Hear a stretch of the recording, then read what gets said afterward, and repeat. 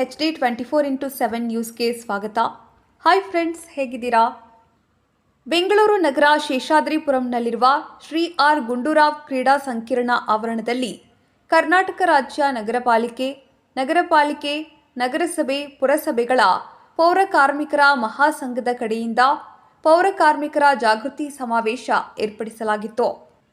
ಈ ಸಭೆಯಲ್ಲಿ ಜ್ಯೋತಿ ಬೆಳಗಿಸಿ ತದನಂತರ ಸಂವಿಧಾನದ ಶಿಲ್ಪಿ ಡಾಕ್ಟರ್ BR ಅಂಬೇಡ್ಕರ್ ಅವರಿಗೆ ಜೈಕಾರ ಮಾಡಿ ಈ ಸಭೆಯಲ್ಲಿ ಶ್ರೀಯುತ ಮೈಸೂರು ನಾರಾಯಣರವರು ಮಾತನಾಡಿ, ರಾಜ್ಯದ ಎಲ್ಲ ಪೌರ ಕಾರ್ಮಿಕರಿಗೆ ಸಂವಿಧಾನದ ಅಡಿಯಲ್ಲಿ ಸಮಾನ ಕೆಲಸಕ್ಕೆ ಸಮಾನ ವೇತನ ನೀಡಿ, ಅಷ್ಟೇ ಅಲ್ಲದೆ ಪೌರ ಕಾರ್ಮಿಕರ ಕಾಯ್ದೆ ಅನ್ವಯ 1948ರ ಪ್ರಕಾರ 1948 ಕಲಂ 13ರ ಪ್ರಕಾರ ಮತ್ತು IPD ಸಾಲಪ್ಪರವರ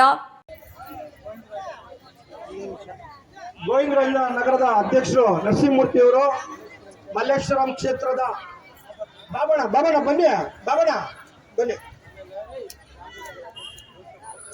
ಗಾಂಧಿನಗರದ ಅಧ್ಯಕ್ಷರು ಜೋಸೆಫ್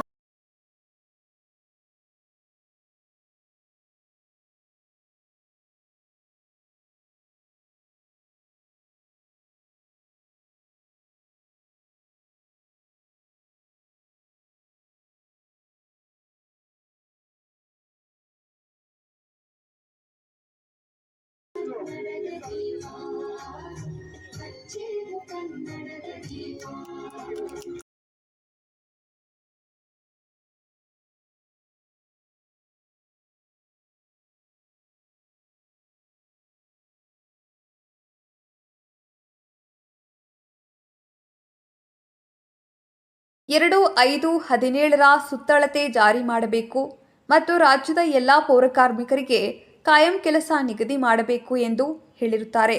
ಈ ಸಭೆಯಲ್ಲಿ BM ಸುರೇಶ್ ಬಾಬು, ಚಿನ್ನೋಡು ಮುಂತಾದ ಸಂಘದ ಭಾಗವಹಿಸಿರುತ್ತಾರೆ.